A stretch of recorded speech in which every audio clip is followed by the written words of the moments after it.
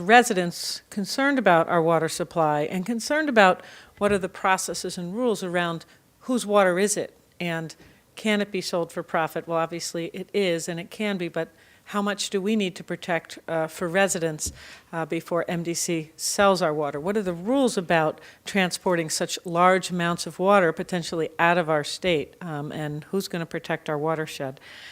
So those citizens came forward. They went to Representative Slapp, Representative Delnicki, and Representative Barham, who was also a huge help, and said, help, we need some laws to protect consumers.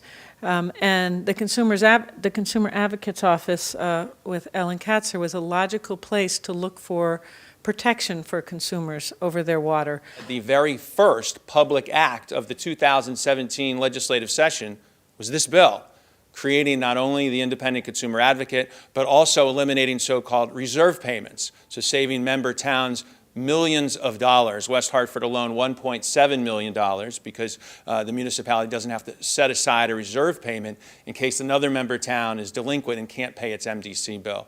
So the very first public act of the 2017 legislative session, a very important public act and done bipartisan. It's another opportunity to provide public service, to give back on a critical issue.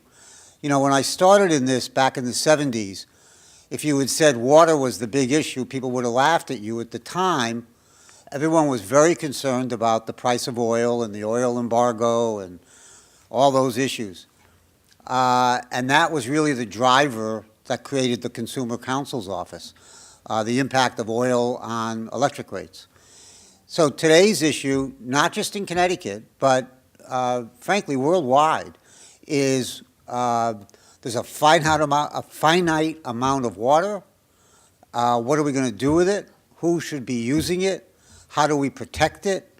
How do we charge for it? These are issues that are throughout the world, are top of mind of people.